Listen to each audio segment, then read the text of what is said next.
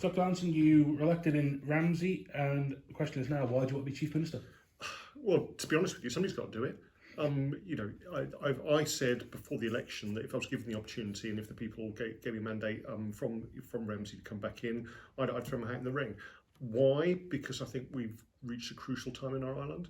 Which way we go? We've had a battering the last 18 months. Now I think is the time to invest in the infrastructure and the people of this island rather than go into austerity and cuts, as I worried that a future administration might do. And what would you place as top 3 priorities for your administration? Basically, they are intergenerational fairness, which is a wide term in terms of how we treat people at different times in their lives. So that includes things like preschool education, it includes things like wages, it includes things like benefits, affordable housing for people to grow the working population, but also looking after those people towards the end of their life in terms of social care and health care right the way through. Then we've got climate change, we've got a commitment, we've got an act now that we're going to deal with it. Now is the time to actually start delivering, but to have a just transition so that we make sure that people have the right means and resources to do things like insulate their homes, so we can actually get rid of fuel poverty, which is even more pressing now given the proposed rises in gas. And also the last thing is to actually invest in the infrastructure, because going door to door, the thing that really annoys people are things like potholes, expensive travel, lack of appointments both for GPs and the hospital. So we need to put some money into those key public services that people rely upon but also depend upon and want for our island. You mentioned with housing, particularly when it comes to younger people who are seeing rent increases, price increases, their wages and salaries are not going up at the same level. What is it that you want to see done that will improve this? Well, I mean, you hit on the main issue. Since 2009, wages have stagnated. Prices haven't, they've gone up. So the gap between how much you earn and how much you can afford to spend on either rent or housing has become wider and wider. What we need to do is make sure that we have an affordable rented sector, that we have secure tenancies and also deposit guarantee schemes. That will come in on the back of the Landlord Registration Act that's just been passed. We need to build more social housing and have mid-rent housing so people can actually save for a deposit.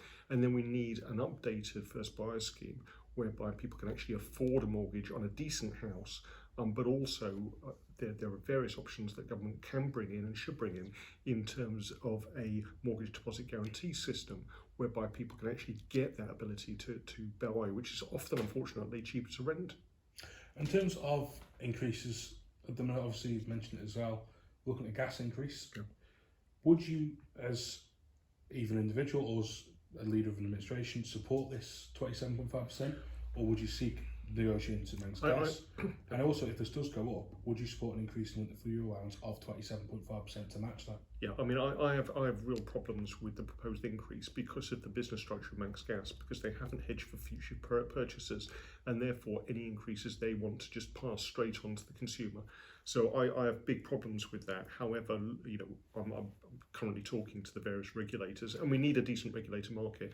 In terms of if it goes ahead, and I hope it doesn't, but if it goes ahead, yes, we absolutely have to make sure as we go into winter that people aren't penalised by that. The winter fuel allowance should be increased and should be brought forward. It should be paid in November, not January. But the winter fuel allowance only deals with certain people. It won't encompass the thousands of people who will be affected by this, including a lot of people in local authority houses who have been made to go into gas and have got no choice in the matter.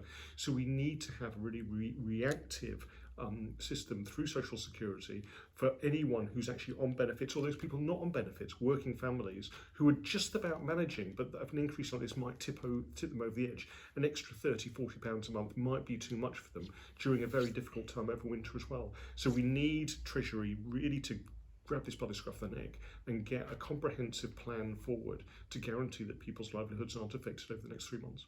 And in terms of, this was brought up in particularly in Glenfair and Peel originally, but it's come up in various other areas as well, about this gas deposit off the coast of Macclesfield. Obviously this won't do anything for this winter, but it could do something over the next 10 to 15 years. There's talk it could be worth £2 billion a year to the Treasury. Would you, again, either as the leader of administration or as an individual, MHK, support the exploration for gas off the coast of the island in the next 5–10 years? I mean, a licence was granted to a company for 3 years to look for the stuff. When you look at the old BP surveys, they thought there was around about a 6% chance there were significant deposits there. But the business case that was given was to bring the gas ashore, pump it from the north of the island all the way down to the south, somehow pressurise it, and then put it back into the main pipeline to Ireland. I have major problems with that. In my personal manifesto, I objected to any gas exploration in our territorial waters, because if we're committed to climate change and actually going carbon neutral by 2050, that's going to be almost impossible to achieve if we are drilling for gas within our territorial waters. Bringing it on, the release of fugitive gases and the burning of that on the island will not allow us to have a just transition to a sustainable future. I do not believe that the money is there that's being talked about, and the infrastructure investment and cost and disruption that's being expected for government to take on board, I think is far too much. So personally, I'd oppose it. If somebody can show me, basically show me the money. If somebody can show me that the gas is there, the next administration needs to reconsider it. But the current proposals, I think, are dead in the water. How do you see in terms of green energy and everything else, how do you see the green economy and this green digital economy which has been talked about flying on the island? Yeah, I mean, we need a Green New Deal. It's been talked about in many jurisdictions. What we're looking for is by 2035 to have the vast majority of our energy produced through sustainable technologies. Now that will be a hybrid of microgeneration with people with solar panels on their roofs or on public buildings. We're going to have to invest in probably some large offshore wind farms, onshore solar, and also another interconnector, either going up to Scotland or across to Southern Ireland, so that we can import the electricity when we need and export it when we've got surplus to requirements. That will drive new jobs, new investment. But key to all of this is to actually make sure what we've got at the moment is environmentally friendly and sustainable. And that comes down to things like helping people, giving them the resources to switch from oil to gas and then from gas to electric in terms of heat generation, but also in terms of insulation of their houses. And if we're going to address some of the fuel poverty issues, that is an ideal way of doing it. The recently announced green, the Green Fund to help people do that, I don't think is going far enough. And I think we need to do far more for people on this island to allow them to take control of their own energy uses. And I made the same joke earlier on, I'll make it again. Sticking with green, let's move to cannabis. Medicinal cannabis has been a very wide-ranging topic throughout the election, both in terms of growth on Ireland, but also access to it on Ireland. What do you want to see in terms of this going forward? First of all, with the agriculture of the island, but also access to people with chronic diseases who are saying they want this, but they're being told at the minute they can go and get it from off Ireland. Yeah, well, actually, they can't even get it off Ireland, and I'm incredibly frustrated. One of the reasons I stood again was, in 2016, I made it quite clear that I was in favour of medicinal cannabis. I don't think there's very much objection to that now.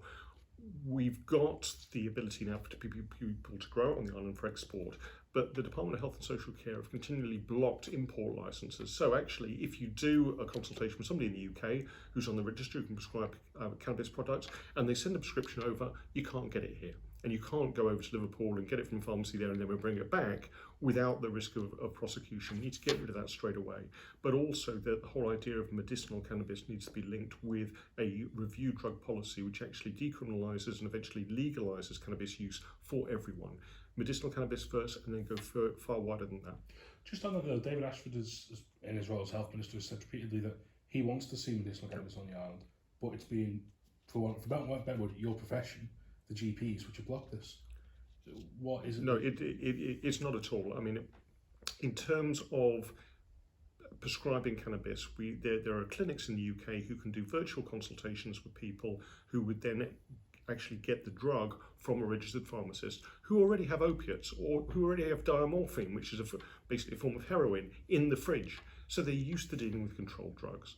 Why can't we have that same situation here? And it's blocked in terms of the import licences, which are down to the Department of Health and Social Care. We need to get rid of that. We can actually get doctors on the Isle of Man who are trained up to being prescribed this. Currently, we've got this idea that they have to be registered with the GMC and on a specialist register. We can do something different on the Isle of Man to actually provide that. And we could have people here who have been trained. I know people who will come across and do training programs who could then supply prescriptions that could be dispensed on Ireland. Just moving away towards the economy at the minute, how would your administration create the environment to ensure the island can grow its economically active population? Obviously, we don't know the results of this census yet, but we've seen from the last one, it dropped, and the economically active population actually drops as a percentage most years anyway. What is it that you'd want to what to do differently, which is going to boost us. Again, this comes back to the conversation we had about intergenerational fairness. It's not just one issue. Yes, we've got to have the jobs here, we've got to have the right economic atmosphere here to employ more people, but when they come over and they want to start families and they want to actually have a life here, we've got to have affordable housing, we've got to have decent wages, but we've got to have the infrastructure here, the schools, the hospital, the roads, to actually entice them to not only to come over here and to stay. It's also important that if we're going to grow the active population, we don't forget about the people already here. We have some brilliant teachers, nurses, doctors, employees, employers on the island. We need to take care of them as well. It's not just the new thing to get people over. We need to make sure the people over here as well are protected. They don't feel threatened by immigration, and also they feel as part of the overall solution to this.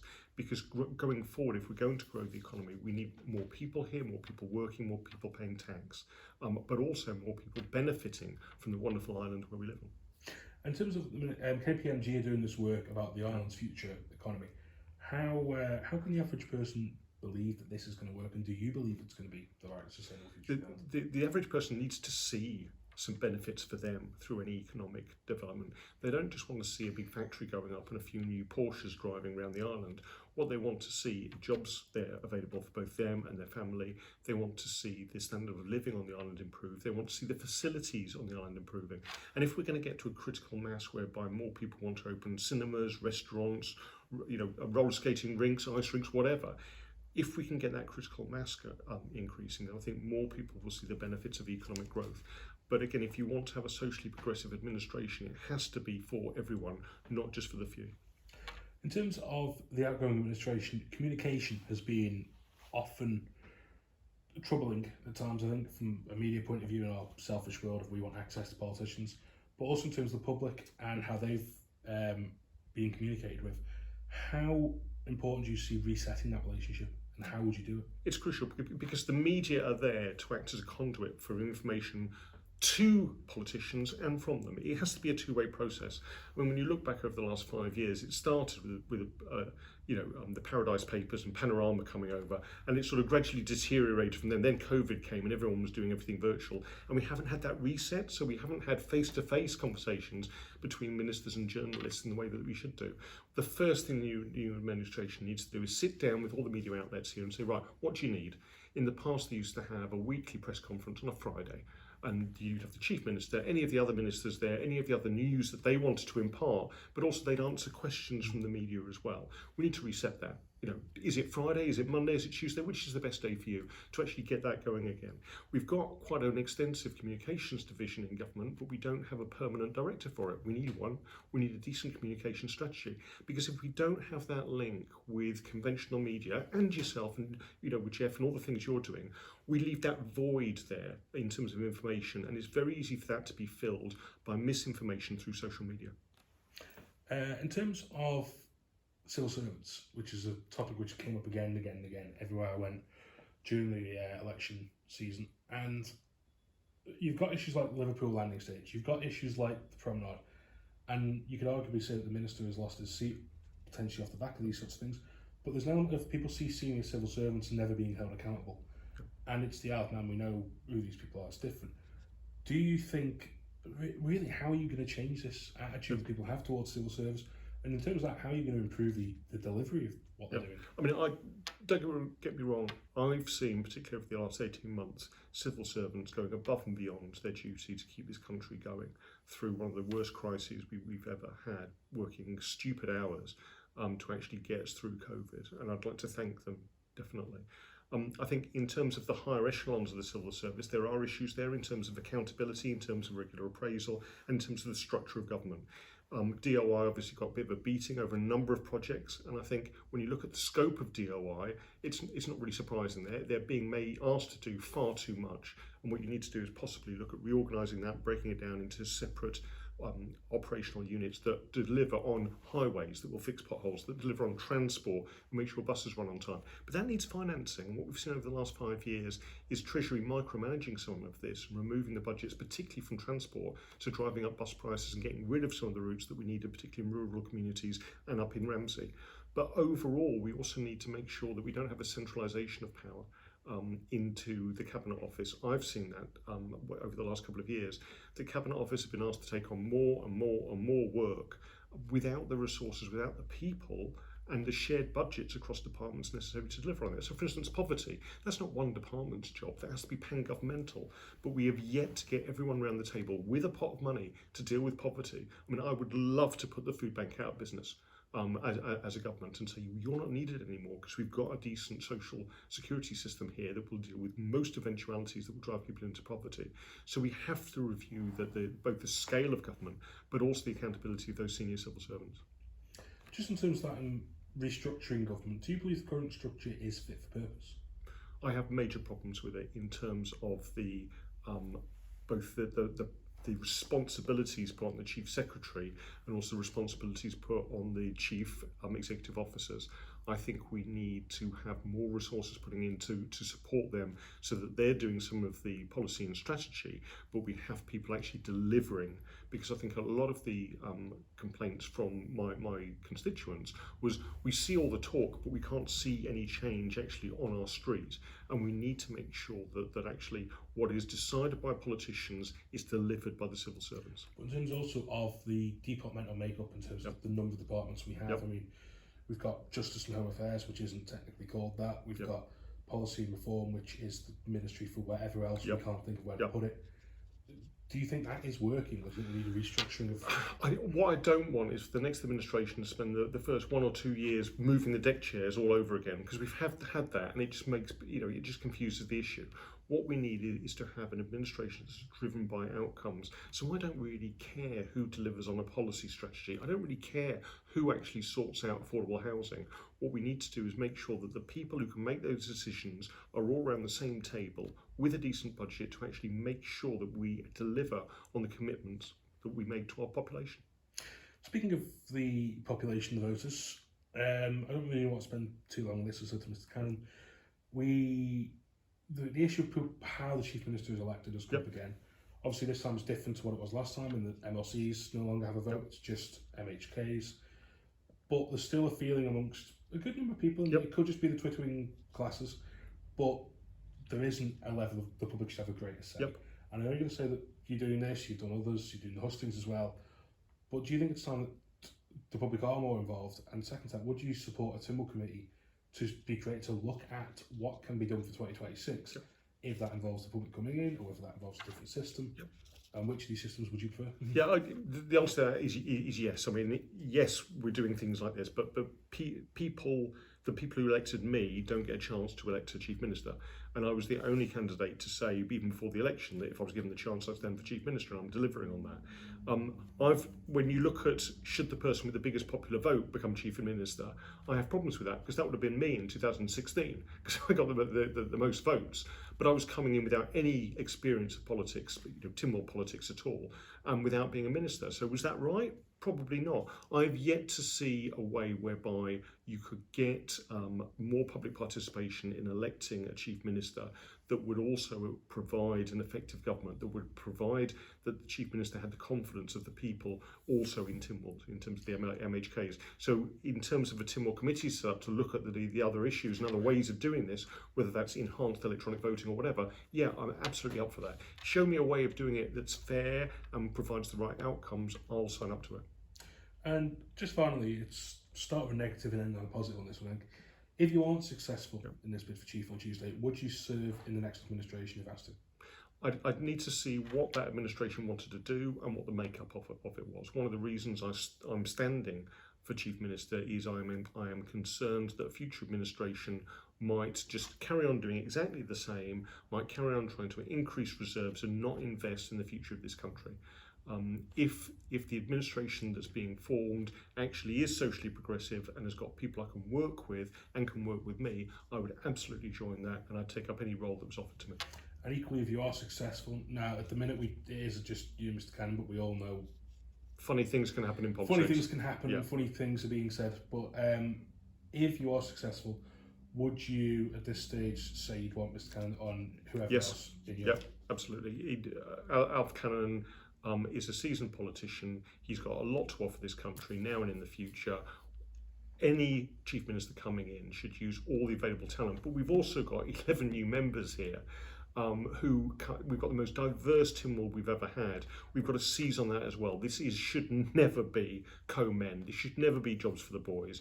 We need to have a government that reflects not only the increased diversity we've got within the House Keys and Legislative Council, but also has to reflect the people that put them there.